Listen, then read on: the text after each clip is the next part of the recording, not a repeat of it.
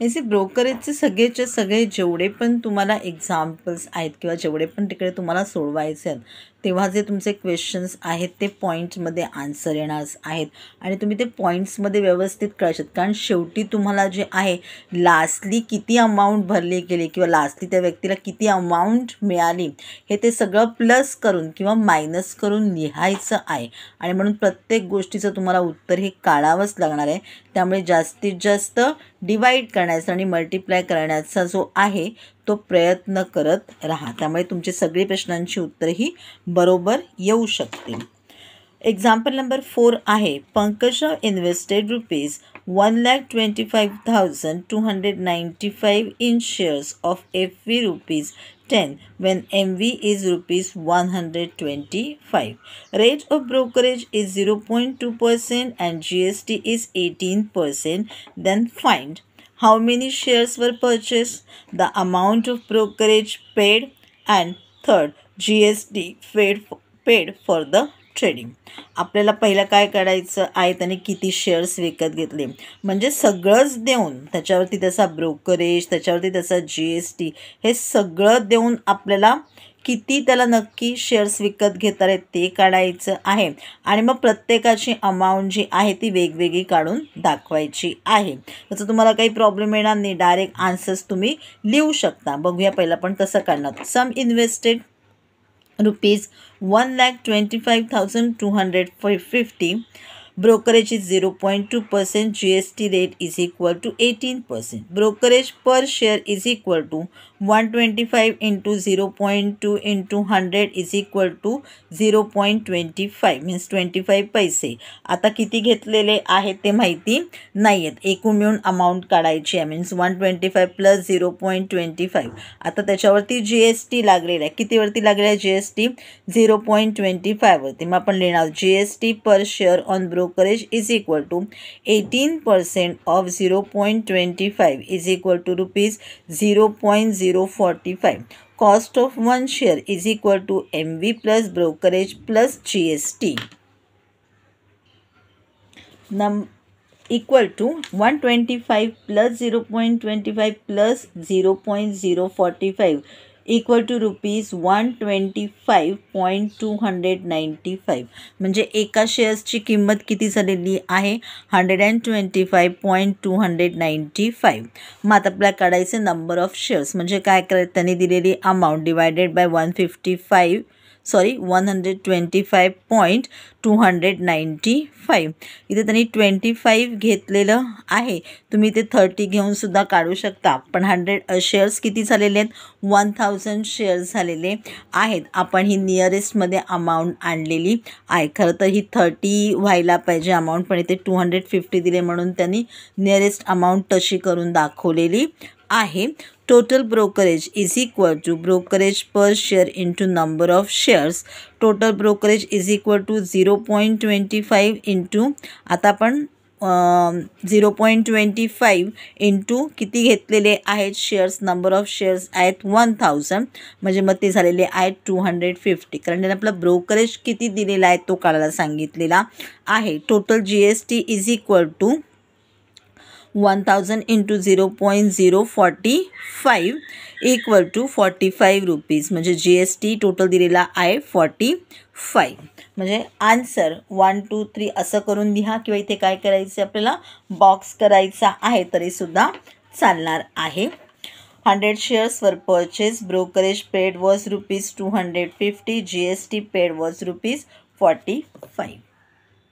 अशा प्रकारचे जर का क्वेश्चन्स आले आपल्याला तर हा कमीत कमी आपल्याला 3 मार्कांसाठी क्वेश्चन येईल. म्हणजे तुम्ही किती शेअर्स विकत घेतले ते काढलं, टोटल ब्रोकरेज किती दिलं ते काढलं, GST किती दिलं ते काढलं. म्हणून तुम्हाला एकूण मिळून 3 मार्कांसाठी हा क्वेश्चन येऊ शकेल अशा प्रकारचा. एक्झाम्पल 5 आहे आपला आवडता प्रकार, ॲक्टिव्हिटी बेस्ड क्वेश्चन आहे. छानपैकी आपण ही ॲक्टिव्हिटी सोडूया म्हणजे आपल्याला कळेल की आपल्याला कशा प्रकारे हे क्वेश्चन सोडवायचे आहेत. लिहायला वाचायला सुरुवात करूया. आपण प्रश्न समजून घेऊया. Nalinitai invested ₹6,024 in the shares of FV ₹100 when the market value was ₹60. She sold all the shares at MV of rupees 50. After taking 60% dividend, she paid 0.4% brokerage at each stage of transactions. What was the total gain or loss in this transaction? बघूया काय झालेला आहे तिला. Rate of GST is not given in the example, so it is not considered. Shares purchase FV rupees 10, MV rupees 60. Brokerage per share is 0.4. किती सांगितले तर 0.4% सांगितलेला होता. GST ते सांगितलेली नाही आहे, काढायची गरज नाही आहे असं ते म्हणता आहेत. पण GST सहसा याच्यावरती किती लागलेला आहे तर तो आहे 18% लागतोय. तुम्ही काढू शकता, नाही काढलं तरीही चालणार आहे. Shares purchase FV rupees 10, MV rupees 60. आता ब्रोकरेज पर शेअर किती आहे 0.4 अपॉन 100 इंटू 60. बघूया करून आपण कसं सांगितलेलं आहे आपल्याला. 0.4 आहे म्हणजे एक 0 वाढवायचा आहे. मी 0 वाढवून घेते आहे. 0.4 आहे म्हणजे काय लिहायचं 4 आणि खाली एक 0 वाढवायचा म्हणजे 100चा होईल 1000 इंटू 60. 0 गेला, 4 1 जा 4, 25 4 जा 100 आणि इथे आपलं काय 6 अपॉन 25 म्हणजे 625 म्हणजे 0.60 म्हणजे आता इथे 2 ने लागेल 50. 25 2 जा 50, 10 100 होतील म्हणजे 25 4 जा मी चुकून 5 लिहिलं. 25 4 जा 100 म्हणजे आपला आन्सर आलेलं आहे 0.24. किती लिहायचं आहे 0.24. लिहून घेऊया आपण 0.24 रुपीज 0.24.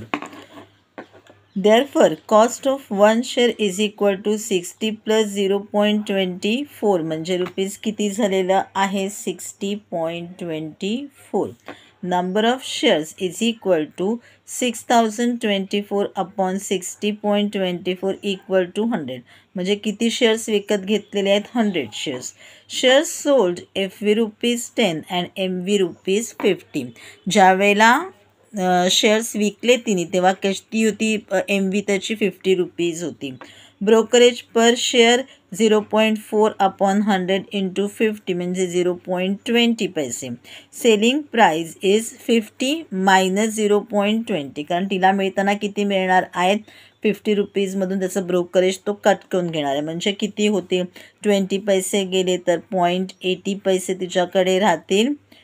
ओके म्हणजे झालेले आहेत आता ते 49